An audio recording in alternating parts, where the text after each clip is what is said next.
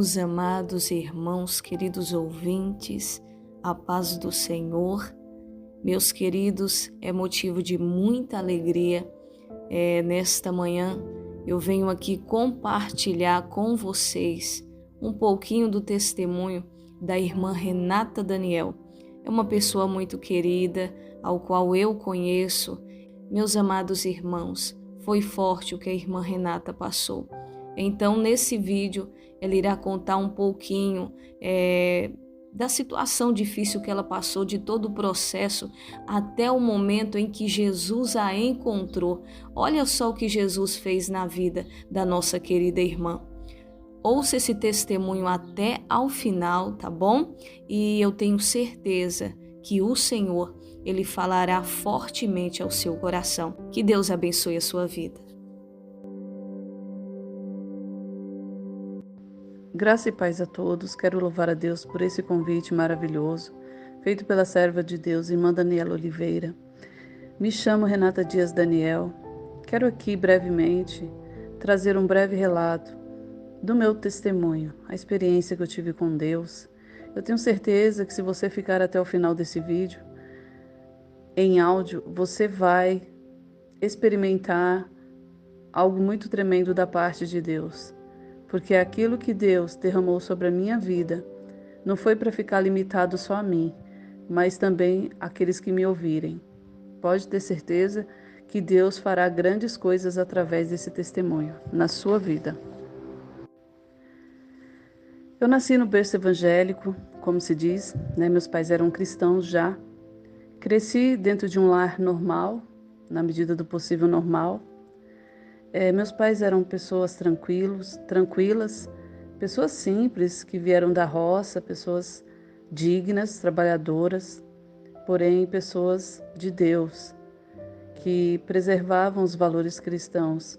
E dentro desse contexto eu cresci ouvindo a palavra de Deus, não conhecia a Bíblia a fundo, não conhecia a história de Jesus, como que ele morreu, por que ele morreu, essas coisas.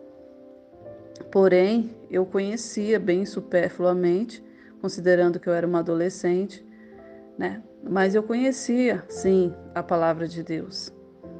E como toda adolescente, a gente tem aquelas fases de transição e de querer experimentar coisas diferentes, tudo.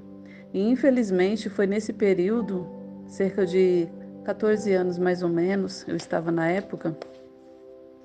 A minha mãe ela foi acometida de uma doença chamada esquizofrenia. Ela não ficou esquizofrênica de uma hora para outra. Quem conhece essa doença sabe que geralmente ou a pessoa nasce assim, ou a pessoa ela vai desenvolver com o passar do tempo. Tudo vai depender também do estilo de vida, ou talvez a pessoa já tenha aquilo na genética, independente de como ela vai viver, ela vai ter aquela doença. E eu sei que a minha mãe ela teve uma vida muito difícil, ela perdeu o primeiro esposo, ela teve percas de filhos, que ela perdeu até mesmo pós-parto, e entre outras coisas que eu não posso falar, porque infelizmente eu não conheci muito sobre a história da minha mãe, pelo fato dela ter ficado assim, com esses problemas já na minha adolescência, que foi um período que eu deveria me aproximar mais dela, porque o período da adolescência é o período que mais um pai e uma mãe precisa estar perto de um filho, porque é um período bem delicado para os filhos enfrentarem. Onde surgem as dúvidas, surgem as perguntas dos porquês, e os pais devem estar atentos, devem estar ali para ajudar, auxiliar os filhos na medida do possível. E justamente nesse período, a minha mãe teve esse problema, ela começou a ter desmaios, surtos, e apesar de ser uma serva de Deus, uma irmã crente, uma mulher de Deus, quantas vezes eu via minha mãe de joelho, orando, buscando, mas ela trazia na genética dela, né, essa doença. E mais tarde eu fui saber dos meus tios e me contaram que ela tinha esses desmaios desde muito pequena. Ela já tinha desmaios, ela já tinha alguns surtos, ela ficava muito nervosa, ela ficava descontrolada, essas coisas. E infelizmente, hoje não. Hoje não, hoje tem tratamento, hoje é normal, hoje até é normal falar que vai no psicólogo. Naquele tempo, nos tempos dos meus pais, não era normal. Falar nos anos 70 que você ia no psiquiatra, falar nos anos 60 que você ia no psiquiatra, falar nos anos 80 até mesmo que você ia no psiquiatra, as pessoas já te olhavam diferente. Ih, fulano acho que tá doido, fulano tá ficando doido, tá ficando fraco da cabeça. E hoje isso não é mais um preconceito. Embora o preconceito exista, sim, existe, sempre existirá, né? Desde que o mundo é mundo, sempre existiu o preconceito. Mas a minha mãe, ela tinha já, conforme os médicos me relataram mais tarde, essa tendência. Depois eu fiquei sabendo que na família também tinha pessoas assim com problemas da parte materna, né, que é minha mãe. Então, o que que acontece? Eu, naquele período de adolescência, eu tive o piores das minhas experiências, porque era um momento que era para mim ali estar conhecendo melhor minha mãe, estar se relacionando melhor com ela, né? Meus pais eram bem religiosos, daquelas pessoas que falavam não pode isso, não pode aquilo, não explicava por quê, né? Se você fizesse, se você desobedecesse, você apanhava e você não sabia porque você estava apanhando também. Então era uma coisa assim. E eu, naquela limitação de orientação, me senti muito vulnerável. E aí aconteceu que a minha mãe começou a piorar depois de uma gravidez. Ela teve um neném e esse neném veio a falecer, que nasceu depois de mim, né? E aí foi um choque assim para ela e o pós-parto ele é muito delicado e ela quebrou o resguardo, pelo que eu fiquei sabendo, porque na época assim eu não entendia nada, eu fui juntando as peças com o passar do tempo. E aí ela houve a quebra do resguardo em virtude de todo o apanhado, todo o contexto que ela já carregava, toda a bagagem psicológica, emocional que ela já trazia, todos os problemas. Aí ela quebrou o resguardo e aconteceu esses surtos que veio chegar até mesmo na esquizofrenia. Então eu cresci uma jovem assim, entrando já no período de jovem, né? Eu já, apesar de conhecer a palavra, de ser batizada com o Espírito Santo, de ter todo aquele berço, né, espiritual, de ter toda aquela proteção espiritual, saber que eu era de Deus, eu não me via onde me agarrar na época, eu não me via onde me segurar. E eu vendo as minhas irmãs saírem da igreja, talvez pelo mesmo motivo, decepções, de ver minha mãe daquele jeito, né? Só fazendo um parênteses, porque teve pessoas maldosas que na época comentou assim, sua mãe ficou assim de tanto ir para a igreja, mas você sabe, sempre vai existir pessoas preconceituosas. E a minha mãe não ficou assim em virtude dela frequentar a igreja. A minha mãe, ela, como eu já expliquei, ela já trazia um histórico familiar, já tem um histórico familiar e tem também essa questão dos meus tios ter me contado que ela já tinha problemas de saúde. Então, esquizofrenia não aparece do nada assim. Ou a pessoa tem tendência ou ela não tem tendência, né? Como já foi explicado. Voltando para o testemunho.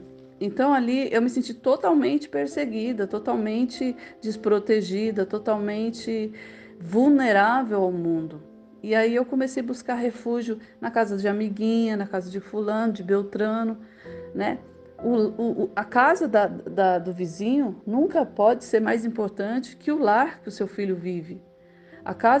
Se o seu filho gostar mais da casa do vizinho, passar o dia inteiro na casa do vizinho, você precisa investigar porque o seu filho tem que priorizar, o seu filho tem que sentir a harmonia dentro da casa. É normal uma criança sair brincar, né? Embora hoje está muito perigoso. Eu particularmente hoje não deixo minhas filhas ficar na casa de ninguém, né? Porque infelizmente a maldade está aí.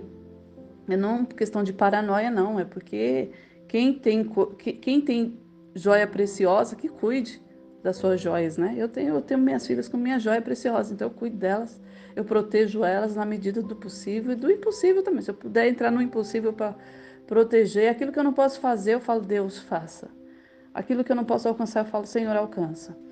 Então, eu fiquei nas casas, assim, em virtude de eu não conseguir ficar dentro de casa, de eu não conseguir estar dentro de casa, conseguir um bem-estar, né? Na minha infância foi maravilhosa, só que quando meu período de adolescente, da transição de adolescente para jovem, foi o período que a minha mãe ficou assim.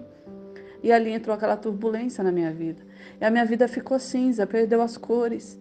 E eu comecei a buscar aqui, buscar ali, felicidade, em amizade, em festinha.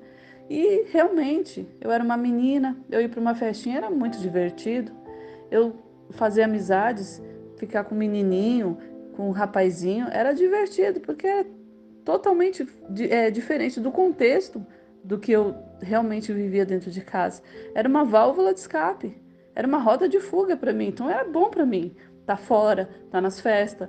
Então, esse mecanismo de fuga, ele foi automaticamente ativado na minha cabeça, que eu tinha que sair, que eu tinha que estar sempre fora, que eu tinha que estar sempre buscando algo para me distrair, porque realmente, de fato, para uma jovem é difícil ver sua mãe ser amarrada em camisa de força, viver dentro de um lar com gritos, sabe, choros. E você sabe, o esquizofrênico não tem, ninguém provoca algo para ele chorar. O esquizofrênico, ele vive um mundo paralelo do nosso mundo, né? Se você está dentro de uma sala e tem um esquizofrênico com você, ele está ali o tempo todo conversando com pessoas, seres imaginários, pessoas da cabeça dele, ele vê coisa que você não vê. Então, é impossível você se relacionar com uma pessoa normal num grau de esquizofrenia avançado, que era o da minha mãe, porque tem pessoas que são esquizofrênicas e eles conseguem viver em sociedade. A minha mãe não, ela entrou num grau assim muito, muito forte de loucura mesmo. E aí o que acontece? Até meus pais, até meu pai ser orientado, porque ele era uma pessoa simples, que veio da roça, tudo, que ela precisava de um tratamento, demorou. E por esse fato de ter demorado, de ter descoberto, minha mãe já vinha carregando uma depressão profunda faz tempo. Então por isso que é importante uma pessoa que está com a depressão, ela procurar ajuda, ela se tratar. A pessoa que já não vê sentido na vida, começa a se desgostar de tudo, começa a se frustrar com tudo, querer se isolar, ela precisa de ajuda. É importante buscar a Deus, é importante, mas o médico está aí para isso. Só que naquele tempo não tinha esse mecanismo tão fácil que tem hoje a internet, as informações, né? E aí o que acontece? Naquele tempo, não somente eu, como meus irmãos, todos foram afetados por essa doença, desestruturou totalmente minha família. O meu pai, ele combateu o bom combate até onde ele conseguiu, porque não foi fácil para ele. Ele perdeu uma esposa, ela estava viva, mas ele não tinha mais aquela esposa para conversar. Ele não tinha mais a companheira que dava todo o suporte para ele, porque a minha mãe era 100% assim do meu pai. Minha mãe dava bom suporte para o meu pai. Minha mãe era uma pessoa que tinha uma mente muito, muito, muito equilibrada. Era nervosa, tinha os problemas dela de saúde, né? Coisas como eu estou falando, explicando, coisas que a gente nem sabia, mas ela era uma pessoa que ela lutava, lutadora, era costureira, cozinheira, forno, fogão, sabe? Costurava muito bem, obrigada. Era uma excelente costureira. Não é porque minha mãe, mas ela era uma pessoa excelente, né? Não era uma pessoa assim, dada a fofoca, Não, era uma pessoa tranquila, uma pessoa que ela não buscava problema, ela evitava problema. Então, se é uma pessoa que busca problemas, você fala, mas também a pessoa também fica abrindo porta, fica abrindo janela para tudo que não presta. Não, minha mãe era uma pessoa que ela se preservava muito. Ela cuidava muito de nós. Nós estávamos sempre penteados, os cabelos penteadinhos, roupinha sempre limpa. Uma mulher realmente zelosa ali do lar. Uma mulher virtuosa. Mas ninguém está livre de ser acometido por uma doença, por um mal, por uma enfermidade. Ninguém está livre, né? Às vezes acontecem também as permissões de Deus. A Bíblia diz que em Deus não há mal. Em Deus não há mal. Mas vivemos num mundo de aflição. Jesus diz, nesse mundo tereis aflições, mas tem de bom ânimo. Eu venci o mundo. Jesus está querendo dizer, eu também fui humano, eu também vivi, eu também senti as dores que você sente, eu também senti medo, eu também senti pavor, eu também senti os sentimentos que você sente. Mas ele traz uma palavra de força, de ânimo. Tem de bom ânimo. Eu venci o mundo. Então ele venceu o mundo, ele venceu a cruz. Ele venceu para que nós pudéssemos vencer nele, porque a nossa força está em Deus. Então, eu cresci assim, entrei na fase jovem, naquela situação, indo para as festas, como eu expliquei, buscando rota de fuga aqui, rota de fuga ali, trabalhava, tinha as amizades e tal, mas uma vida sem direcionamento, uma ferida aberta por saber que o meu lar, no meu lar eu não tinha paz, no meu lar era aquele contexto todo, sempre ouvindo choro, ouvindo, enfim, só quem convive com esquizofrênico sabe o que é conviver com uma pessoa assim. Isso afeta totalmente, desestrutura totalmente a mente de qualquer ser humano que esteja muito perto. E eu era uma das que ficava mais perto. E aí, quando entrou na minha fase já jovem, né, eu me desconectei, totalmente das coisas espirituais, porque eu fui para o mundo adolescente. Então o mundo entrou em mim de uma forma muito avassaladora, roubando ali todos os meus sonhos. Satanás começou a deturpar a minha mente, até mesmo me convencer que Deus não existia. E eu entrei num caminho assim que para mim não teria volta, né? Comecei a me drogar, comecei não a usar drogas pesadas, mas fumar maconha, saía, bebia, passava noites fora, sempre em balada, sempre na casa de alguém, saía do serviço e ia direto para a casa do namorado, sempre aquelas fugas para não ter contato com o meu lar. E Deus, ele é tão maravilhoso que ele sabe como te redirecionar. Ele sabe como te colocar no eixo de volta. Ele sabe como te reprogramar, vamos dizer assim. Aquilo que para você perdeu o sentido, não tem mais jeito, não tem mais controle, Deus chega e controla. Deus chega quando todos se vão, quando ninguém está por perto, quando não tem mais ninguém.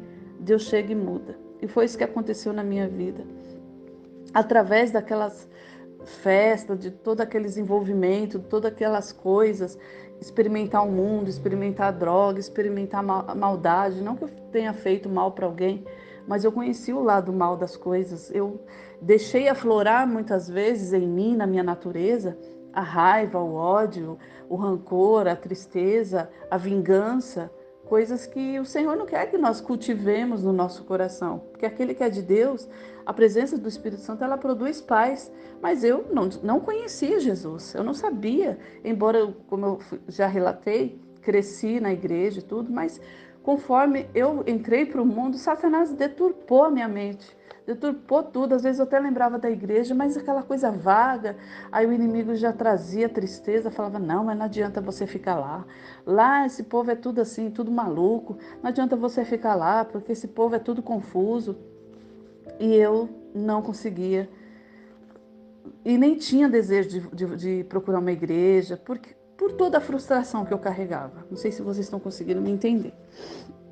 E ali, certo dia, já eu estava com 24 anos na época, eu fui para uma festa e passei a noite fumando maconha, uma festa bem pesada, tinha polícia, tinha ladrão, tinha uma galerinha assim, pessoas que eu não conhecia. Eu fui porque uma amiga me convidou, porque era a casa de não sei quem, e era assim. Porque quem anda no mundo é assim, vamos ali, é a casa de um amigo, você chega lá, muitas vezes você não sabe o que você vai encontrar. Mas como eu não ligava para esse tipo de coisa, eu nunca fui uma pessoa preconceituosa, né? Eu nunca participei de coisas, né, que viesse a deturpar o meu caráter. Mas em termos de diversão, vamos ali a festinha. Festinha, normal. Então a gente sempre vai na vibe de um amigo porque quer beber, quer se divertir, quer passar a noite fora, não quer ficar pensando nos problemas, essas coisas todas. E ali eu passei a noite naquela festa, que para mim não teve diversão nenhuma. Eu só me recordo pegando aquele baseado de mais ou menos uns 15 centímetros, porque era grande, 10, 15 centímetros, não me recordo bem, um baseadão, todo mundo estava passando assim, e era droga pesada, era uma erva bem pura. Eu sei que eu capotei, como se diz. Eu capotei, só acordei no outro dia, no quarto da minha amiga. Do jeito que eu deitei, eu fiquei. Levantei, falei, nossa, o que aconteceu, né? Mas graças a Deus estava tudo bem. A casa era de uma pessoa, né? Era de uma pessoa assim, de família, porém permitiu aquela festa ali, né? Então eu não estava em qualquer lugar, eu não estava na mão de qualquer pessoa, eu estava ali, mas eu sabia que eu me sentia segura ali, né? Era uma casa de uma pessoa que eu poderia saber que eu estava ali segura, apesar das coisas que estavam rolando ali e todo o contexto que estava acontecendo ali. Droga, arma, tal, mas eu estava sempre nessas festas, então para mim era normal. E ali eu amanheceu o dia e eu confesso para vocês que nesse período eu estava vivendo por viver, um dia após o outro. Para mim eu não sabia o que era sentido de vida, porque tudo que eu tentava fazer um curso e não conseguia terminar. Eu não consegui terminar meus estudos na época. Era uma vida assim de quebra de ciclos. Eu não tinha força para vencer, força para lutar. Eu não tinha propósito. Eu não sabia o que era ter propósito. Eu não sabia o que era sonhar. Se você me perguntasse se você tem sonho, eu nem sei o que eu te responderia naquele tempo, porque para mim sonhar é deitar e dormir e sonhar. Você tem um sonho. Não sonhar de você ter um sonho da alma, um sonho a se realizar, um sonho a se concretizar, algo que você aspira, que você busca dentro de você. Não, eu não sabia. Uma mente voltada para o vazio, uma mente voltada para o supérfluo, uma mente voltada para o engano. Era enganada, era iludida, né? Os jovens são assim, eles andam assim iludidos, os jovens do mundo, iludido com a beleza, iludido com as festas, iludido com os status no Instagram, iludido com o celular top, iludido com a amizade, porque é filho de não sei quem, porque é a festa de não sei que lá outro. O mundo é um mundo compactado de ilusão, que coloca o jovem numa teia de aranha. E quando muitas jovens acordam, tá grávida de um cara que não tá nem aí para ela. E o jovem é a mesma coisa.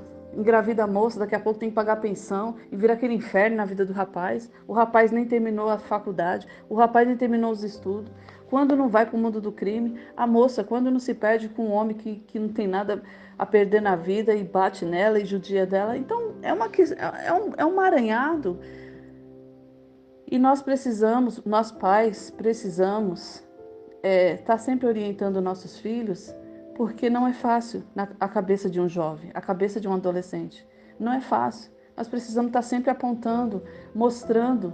Por isso que é importante o relacionamento dos filhos com os pais. E se você não tem um pai, se você não tem um pai biológico, ou até mesmo um padrasto, desculpa, se você não tem uma mãe biológica, ou até mesmo uma madrasta, eu quero te dizer que Jesus, Ele cuida de você.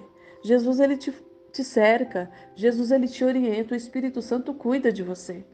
Eu, por exemplo, eu tinha meus pais, mas eu estava perdida, porque eu não tinha direcionamento. O meu pai ficou conturbado com a doença da minha mãe e ficou aquele negócio todo. Na verdade, quando uma pessoa adoece na sua família, todo mundo adoece junto. E eu, na verdade, eu fui meio que adoecendo junto com a minha mãe, né? Eu não surtei, eu não fiquei doida, essas coisas, eu nunca tomei remédio. Mas eu entrei numa vibe de loucura, de uma loucura de quê? De droga, de fuga, de não querer pensar naquele problema, de sempre buscar diversão, buscar algo para me fazer sorrir, porque era o que eu precisava, mas na verdade nada disso preenchia. E esse é o problema, é o jovem ter esse mecanismo de fuga, de buscar. Toma cuidado, jovem, você que busca felicidade, você que busca ser feliz, saiba que o mundo não tem nada para te dar, é tudo passageiro. Você pode dizer assim, você fala isso agora, mas quando eu estava lá, mas eu não era feliz. Hoje eu posso te dizer isso, hoje, com a cabeça que eu tenho, eu falo, se eu pudesse voltar no tempo, eu não faria nada do que eu fiz, eu não andava com as pessoas que eu andei, embora eu tenha andado com muitas pessoas boas, tenha tido muitas amigas bacana mesmo, meninas que estudavam, meninas que se formou, que hoje tem família. E é isso, que você possa pedir direção para Deus, que você possa pedir um direcionamento para Deus, porque o mundo está aí. Satanás veio para matar, roubar e destruir. E eu, ali, amanheci, como eu estava dizendo, amanheceu o dia, e eu saí daquela festa, e meu celular tocou, meu primeiro celular, inclusive, o meu irmão ligou para mim. Falou: Renata, a mãe está desaparecida. Aí eu estava até mesmo no efeito da droga ainda. Eu falei: o que eu posso fazer? Ele falou: não, tal, não sei o quê, porque era comum a minha mãe sair e não voltar. A minha casa era uma casa até fechada, tinha muro alto. Só que a minha mãe era uma mulher forte, ela conseguia subir no muro às vezes. E às vezes ela achava o portão aberto, né? E tchau, você não conseguia pegar ela andava muito rápido. Então, eu já estava com a minha cabeça bagunçada, com toda aquela carga, cansada do mundo, cansada das frustrações, cansada das decepções. Estava cansada, fadigada. Não aguentava mais. Sabe como você não aguenta mais, satura? Só que eu não sabia o que fazer. E ali eu fui para cá. Aliás, antes de eu ir para casa, aconteceu algo que é um ponto importante no meu testemunho. Tinha uma vizinha essa casa que eu estava nessa festa, tinha uma vizinha que era crente. E a dona da casa, ela comentou comigo, né?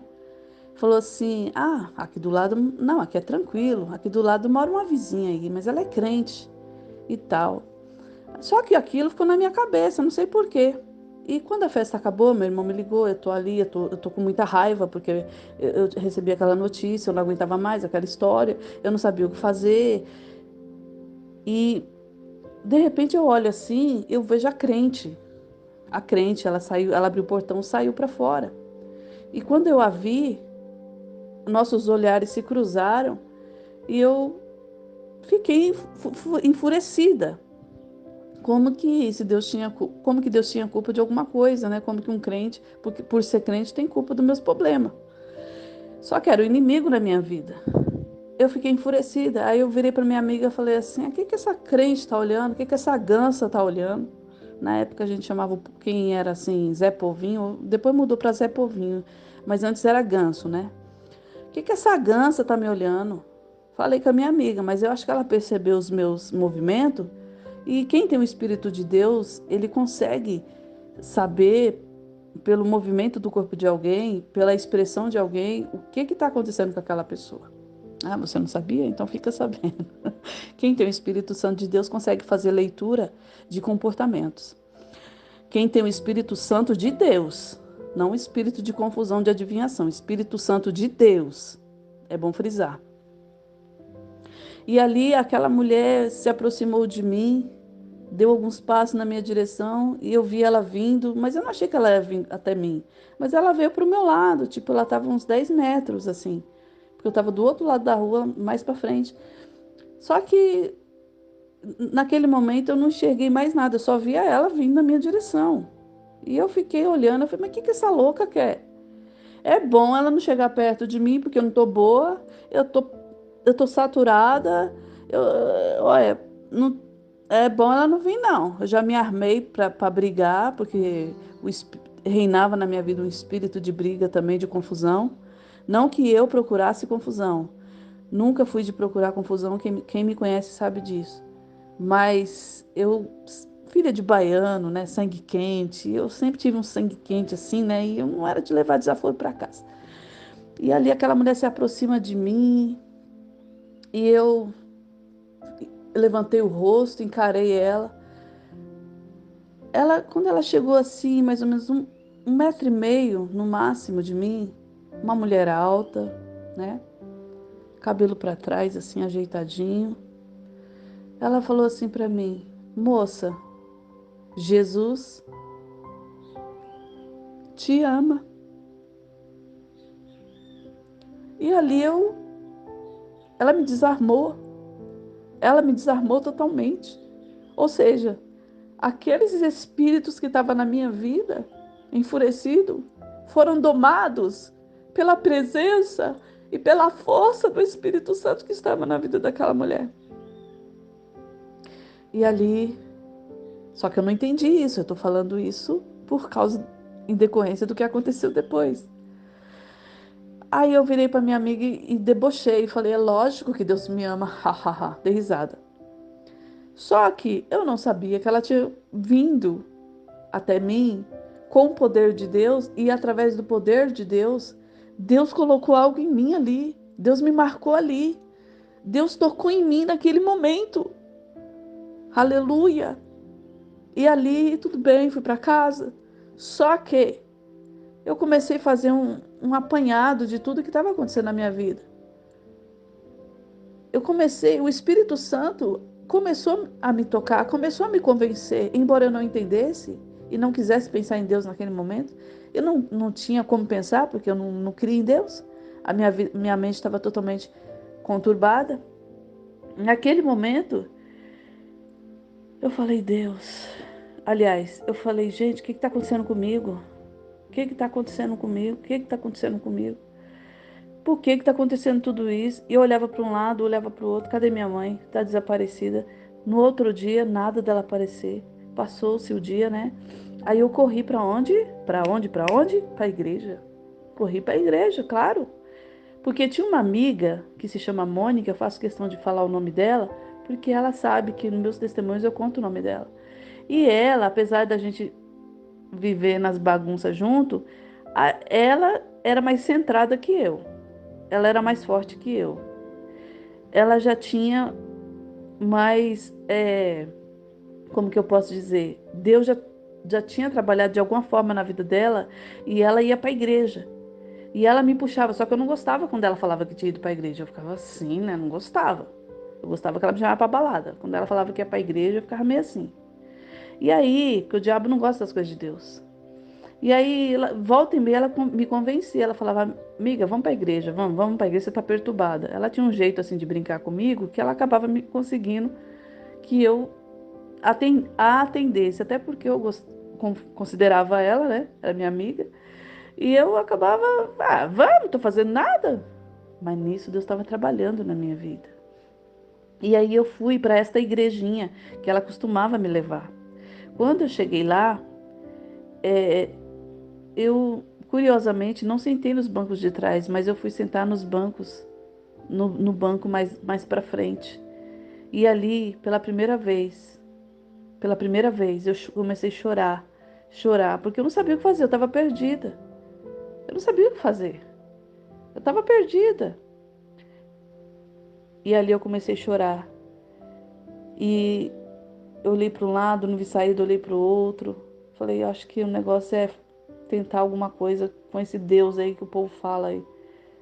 Aí eu liguei meu pensamento no céu assim, falei, Deus, se verdadeiramente o Senhor existe, olha só, foi com essas palavras que eu falei.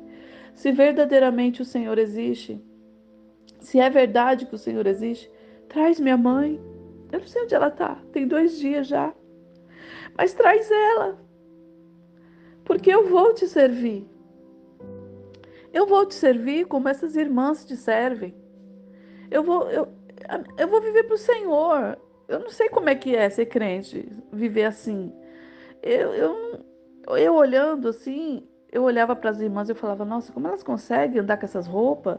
Como elas conseguem não usar um shortinho, não usar uma mini blusa? Como elas conseguem viver assim, não tomar uma cervejinha, não cair na dança, não sambinha? Como que elas conseguem viver assim?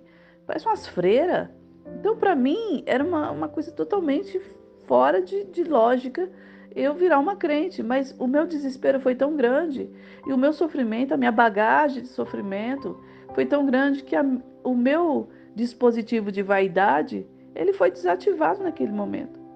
Ali já não era mais sobre o que eu achava, sobre as minhas vaidades, sobre as minhas escolhas, sobre o meu ego, sobre o que eu entendia. Ali era sobre ter paz. Eu só queria ter paz. Veja, minha mãe, ela estava perdida, ela saiu, não tava, ninguém conseguia achá-la, né? Policiamento, todo mundo foi avisado, tinha polícia procurando, né? Na época eu não tinha acesso à internet. Poucas pessoas acessavam a internet, então era época até acho que do Orkut, mas eu mesma não tinha acesso a essas coisas, assim. Eu acho que era a época do Orkut, eu não sei. Não sei, também não recordo. Eu sei que eu não tinha acesso, então, assim, se fosse hoje é fácil, você entra no Facebook, coloca a foto da pessoa, mas naquele tempo era desesperador quando alguém desaparecia, não é verdade? E ali o Senhor já estava tratando comigo. Deus estava usando aquela situação da minha mãe para me estreitar, para afunilar a situação, para que eu entendesse que não tinha mais nada, era só Deus. Tem até uma frase que fala assim que eu gosto muito. Quando Deus for tudo que você tiver, você vai entender que Deus era tudo que você precisava ter. Então eu só tinha Deus ali, era só Deus. Aí eu chorei naquele culto, falei com Deus e fui para casa, né? Porque eu não fiquei pensando naquilo. Não fiquei grilada, não fiquei de boa. Fui para casa e tal. Fiquei em casa, dormi, até dormi bem, apesar da minha mãe estar fora. Só que o meu ato de fé de ter ido na igreja e aquela postura que eu tomei, acho que me deu sono. Deus me deu paz aquela noite. E eu sabia que alguma coisa ia acontecer, porque eu tinha falado com ele. Então eu tinha comigo assim, se eu falei com ele e ele existe, meu pai prega tanto a Bíblia, fala tanto de Deus, porque meu pai sempre foi uma pessoa que lia a Bíblia em voz alta, as parábolas. Meu pai sempre foi uma pessoa que tocava piano, louvava. Eu tenho muita saudade do meu pai. E ele plantou muitas sementes no meu coração, mesmo eu ali perdida. Só que eu não tinha um direcionamento para retornar, como eu já expliquei. Mas Deus, Ele sabe onde tocar no seu ponto fraco para você entender que você precisa voltar, que você precisa se posicionar nele. E ali, eu, eu no outro dia cedo, irmãos, de manhã, meu celular tocou. Era do posto de saúde, do pronto-socorro de um bairro próximo de onde eu morava. E ali eles falaram: olha, eu acho que a sua mãe que está aqui e tal, pelas características que você passou, dá para você vir aqui dar uma verificada? Eu, claro. Chamei meu irmão, pegamos o carro e fomos. Quando eu cheguei lá, eu costumo dizer que eu não me encontrei com a minha mãe. Eu costumo dizer que eu me encontrei com Deus. Eu me recordo nesse momento de Jacó, quando ele se encontra ali, quando ele tem aquele tete a tete com Deus, né? Quando ele está ali em Peniel e ele se encontra com Deus, num desespero de mudança. Então era um momento de Peniel na minha vida que eu não sabia. Eu já estava vivendo experiências com Deus, só que eu não sabia. E ali quando eu vi minha mãe assim, inocente, pacata, tranquila, mãe, eu dei um abraço nela, porque eu achei que eu nunca mais ia abraçar. De verdade.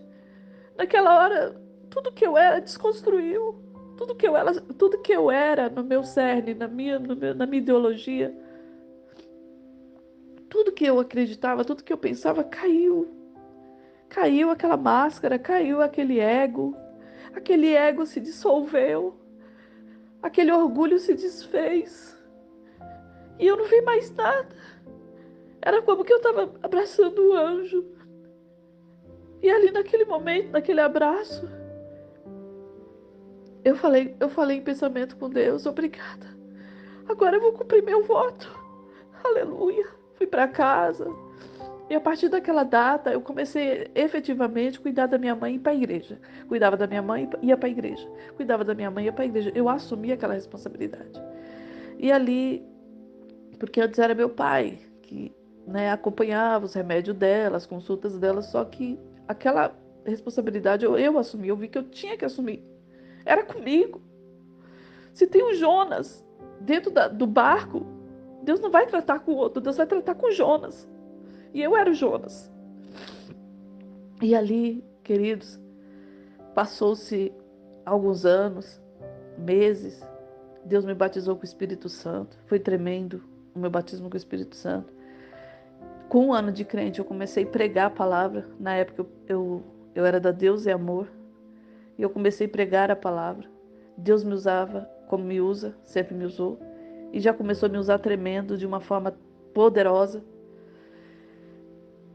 Apesar da gente, o novo convertido, ele não tem muito entendimento nem discernimento, mas o seu coração é tão dilatado, é tão aberto para o céu, que Deus usa, Deus enche, Deus, é como a palavra fala, abre a tua boca, só abre a tua boca que eu vou te encher.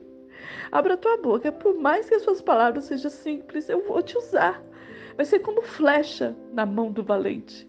As suas palavras são como flecha, vai atingir o alvo, vai produzir, vai dar fruto. Aleluia. E Deus me usando aqui, usando ali, e eu ganhando pessoas das drogas. No bairro tinha muito disso.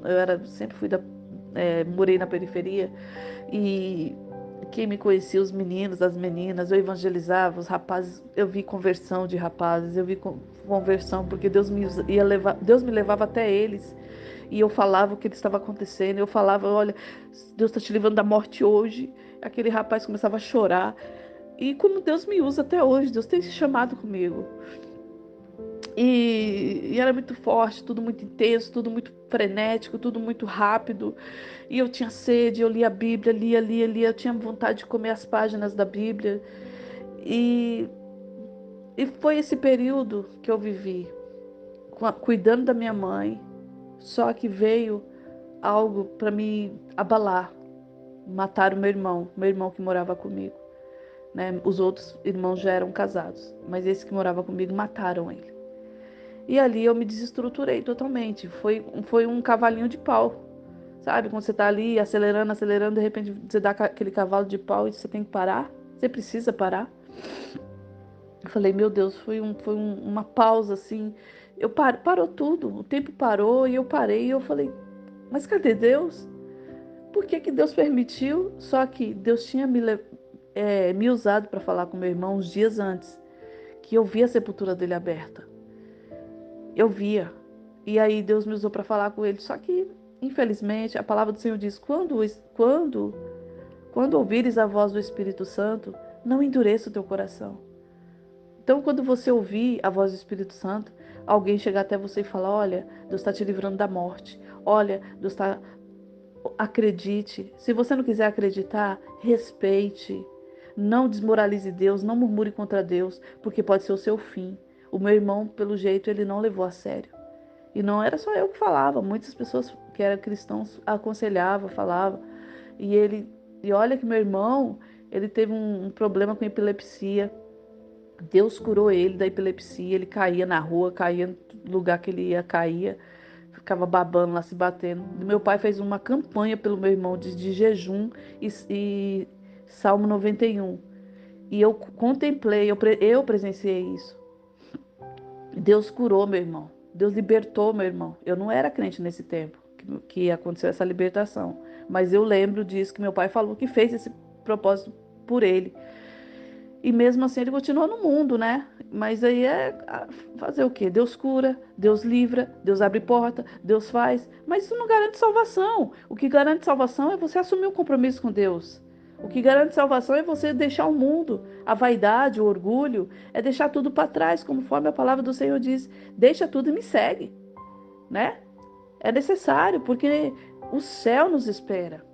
Neste mundo nós não temos nada. Esse mundo não pode dar nada para nós, a não ser lágrima, choro, tristeza, angústia, desespero, doença, enfermidade. É tudo que o mundo pode dar. Uma alegria passageira, um prazer passageiro, mas nunca o mundo vai ter algo para preencher a sua alma, para te satisfazer, para te dar uma plenitude, para você falar, não, eu estou vivendo a melhor paz do mundo. Não, não existe, no mundo não tem, né? E ali aconteceu, voltando na história, aconteceu esse fato, ele foi assassinado. Na verdade, ele não era vítima, mas ele estava no ambiente. Um outro rapaz foi morto e ele estava próximo. Um tiro, uma bala pegou no rosto dele. A prova que não era ele a vítima é porque uma bala pegou no rosto dele. E foi suficiente naquela correria dentro da choperia que ele estava, aquela correria, aquela gritaria, ele foi alvejado. Então, para mim, foi um choque que eu tomei na época, né? E é assim, fazer o quê? E aí passou-se um ano, né? O Senhor me deu graça, eu superei aquilo, cuidando da minha mãe. Indo para o hospital, cuidando da minha mãe, dando remédio. Eu era enfermeira dela 24 por 48, né? Responsável por ela. Passado algum tempo, Deus permitiu o meu pai sofrer um acidente, né? Um processo na vida dele. E eu também fui usada por Deus para falar com ele, que Deus queria um conserto, que Deus tinha um negócio com ele, que era para ele endireitar os caminhos dele. E, enfim, eu não sei o que houve. Às vezes Deus fala com a pessoa, mas a pessoa ela não leva a sério, não sei. E aí passou-se um tempo, meu pai se acidentou, ficou internado um tempo e, enfim, acabou falecendo em virtude das consequências daquele acidente, né? Ele não conseguiu resistir muito tempo vivo e acabou morrendo. Eu fiquei sozinha com a minha mãe. E eu me recordo indo subindo uma rua assim, andando com meu pai, que meu pai virou para mim e falou assim: "Eu temo muito em partir e deixar você sozinha com a sua mãe." Ele já estava sentindo que ele ia partir. Aí eu virei para ele e falei assim: "Como que o senhor teme? Eu tenho Deus." Você sabe como que novo convertido é bruto, né, para falar. E eu era nova convertida. E eu não aceitava falar assim, ó, você não vai ficar firme. Ó, não me contrariava, porque eu tinha muita fé, como tenho até hoje. Eu tinha muita convicção. Eu passei a amar a Deus de uma forma muito intensa. Eu não aceitava falar nada contrário à minha fé. Aleluia. E é nisso que o Senhor quer que nós nos apoiemos, na fé nele, que é tudo ele, que ele é tudo em nós. Ele é suficiente em nós, né? Não podemos descrer, temos que crer que o nosso Deus está acima de tudo e de todos. Que ele criou os céus, ele criou a terra, ele criou os luminares, ele criou os planetas, ele criou tudo. Ele está acima de tudo. E nós não podemos descrer desse Deus. Que possamos crer nele, acima de qualquer circunstância. Fato é que o meu pai já estava prevendo que eu ia, sentindo que eu ia passar uns pedaços com a minha mãe, mas eu passei. A palavra do Senhor diz: se passares pelas águas, estarei contigo. Se passares pelo fogo, a chama não arderá em ti. Aleluia. O Senhor está conosco. Não importa o que você venha passar. Não importa o que você venha sofrer. O Senhor está contigo, meu irmão. O Senhor está contigo, minha irmã. Crê somente que a chama não vai arder em ti. Você não vai se afogar. Você não vai se perder. Você não vai naufragar. Você não vai perder essa batalha, porque quem está lutando por você é Deus. É Deus. É Deus. Aleluia. E aí eu sei, para resumir, eu cuidei da minha mãe 7 anos e meio. Sozinha. Vamos dizer, quase que sozinha, né? Porque quando eu aceitei Jesus, eu assumi a responsabilidade. Meu pai já não acompanhava mais os tratamentos dela, porque ele já estava cansado. Então, eu entrei literalmente na linha de frente com a minha mãe. Era eu e ela. Mercado, tudo que você possa imaginar do cotidiano de uma pessoa, vida doméstica, tudo era eu. Tudo eu tinha que me preocupar. Agora, eu, que era uma menina que gostava de fuga, de balada, de sair pra festa, agora eu tô ali, ó. Limpando casa, cozinhando, cuidando da minha mãe. Então, pra mim, era tudo assim muito louco na minha cabeça, porque às vezes eu falava: nossa, eu não vivo, eu tô vegetando. Mas eu não estava entendendo que Deus estava me forjando, que Deus estava tratando no meu caráter, que Deus estava me preparando, que Deus estava mudando o meu ser, que Deus estava mudando minha forma de pensar, de ver o mundo. Porque eu sempre vivi sem sentido, agora eu estava encontrando sentido. E nesse período, foi o período que eu comecei a compor. Eu sou compositora, pela misericórdia de Deus, né? Tenho muitas coisas para escrever ainda. E muitas músicas também, tenho louvores, tenho composições de louvores, né? E foi o tempo que eu comecei a compor, lia a Bíblia, pregava e compunha. E Deus foi me capacitando, me habilitando dentro daquele processo. E aí, com o passar do tempo, eu tomei outro baque. Deus falou que ia levar minha mãe em 2017. E eu tomei outro baque. Aí, a minha mãe faleceu. Faleceu nos meus braços. E eu vi ela partir. E naquele momento eu tinha dado um banho nela, eu tinha batido uma vitamina para ela. Na verdade, naquele período eu estava muito cansada, muito cansada. Eu nunca desisti dela, mas era difícil para mim. Eu era daquele tipo que eu me ajoelhava, eu orava, chorava, enxugava a lágrima e ia para a guerra. Porque eu sabia que o Senhor era comigo. O meu refúgio eram meus momentos de oração com Deus no monte, dentro do meu quarto. Era o meu refúgio, era a minha fortaleza, tá ali. Ah, Deus. E ali o Senhor me fortaleceu. Quando a minha mãe faleceu, vamos dizer, se eu perdi o norte. Eu falei, agora, para onde eu vou? O que eu vou fazer? Fiquei dentro da minha casa sozinha. E na minha cabeça, assim, enterrei meu irmão, enterrei meu pai, meus outros irmãos são casados. E agora o que será de mim? Enterrei minha mãe agora. E agora o que será de mim? Fiquei depressiva. Nesse tempo, por incrível que pareça, o tempo todo que eu cuidei da minha mãe, eu nunca tive falar assim, momento de depressão, que eu fiquei depressiva. Não, eu tinha, né, minhas batalhas emocionais. Talvez ficava até depressiva, mas pelo fato de eu ter tantas coisas de responsabilidade, eu não podia parar. Eu não podia parar. E essa é uma coisa a se observar, que uma pessoa que detecta que ela pode estar depressiva ou ficar depressiva, ela precisa começar a ler livro, ela precisa agir, ela precisa praticar um esporte, ela precisa fazer alguma coisa, porque isso vai te tirar daquele ciclo, daquele estado, e vai te colocar numa outra realidade. E ali, irmãos, eu comecei a ficar sem direção, totalmente perdida, sem direção. Aí a depressão, o inimigo começou a me oprimir. Aí Deus usou um vaso dele, a missionária Regina, um amor de pessoa. Ela me ligou numa conversa que ela teve comigo.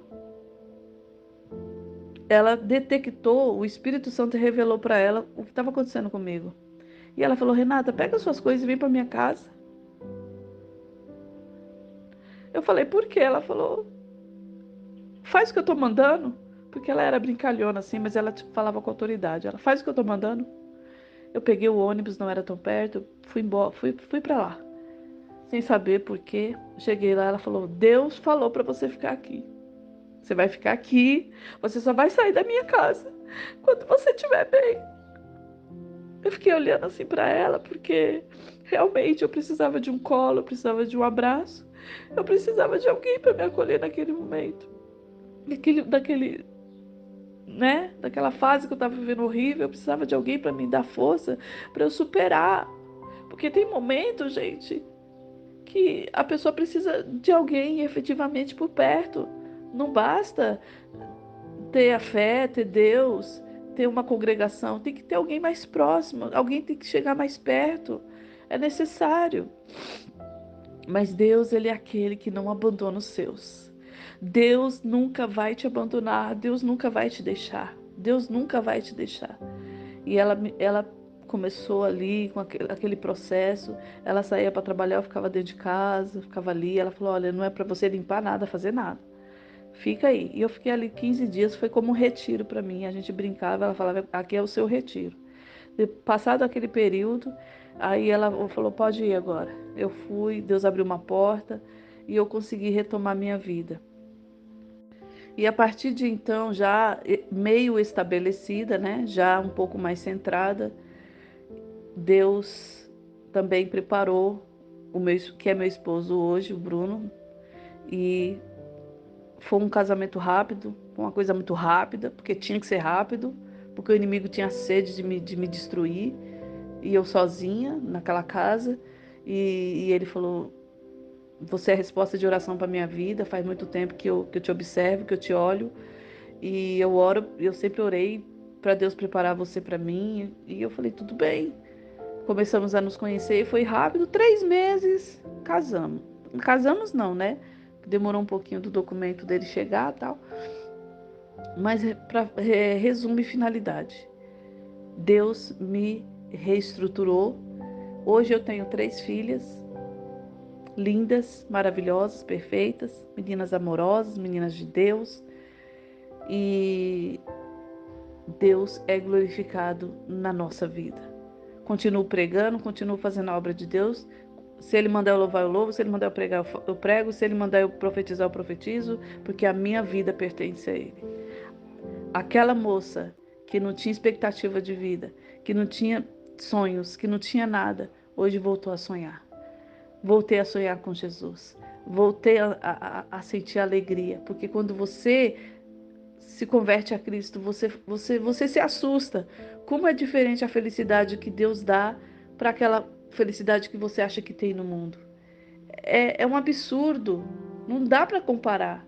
Por isso que a gente que serve ao Senhor, para deixar Jesus, você fala, não vou deixar Jesus. Porque quem experimentou a lama vai valorizar um gramado verde, uma água cristalina, né? Quem experimentou o lamaçal, os lugares escuros, vai valorizar as ruas iluminadas, vai valorizar as coisas limpas, as coisas brilhantes. Só dá valor quem realmente sentiu, quem realmente passou. Você só valoriza um prato de comida quando você sabe o que é a fome. Você só valoriza uma roupa limpinha, uma roupa cheirosinha, quando você sabe que você só tinha aquela roupa velha e suada para usar. Então, muitas vezes Deus permite, como Deus permitiu o seu povo atravessar o deserto. Era caminho de um dia, mas Deus permitiu que o povo ficasse andando ali para tratar o povo, para preparar o povo, para quando o povo entrasse na terra prometida, o povo valorizasse e se agarrasse com unhas e dentes, tudo que estava ali proposto para eles. E é isso que eu quero fechar o meu testemunho dizendo: até aqui me ajudou o Senhor. E tudo que Ele tem prometido na minha vida, Ele tem cumprido.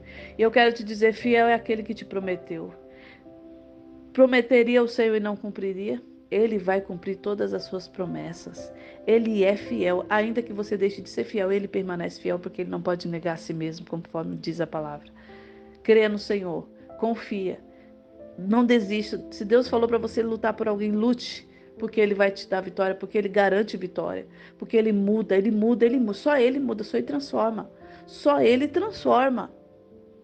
Deus abençoe a sua vida, Deus abençoe sua casa, Deus abençoe seu ministério. Se você não é crente, esta é a oportunidade de você levantar a mão aí onde você está e falar: Senhor, eu quero caminhar contigo.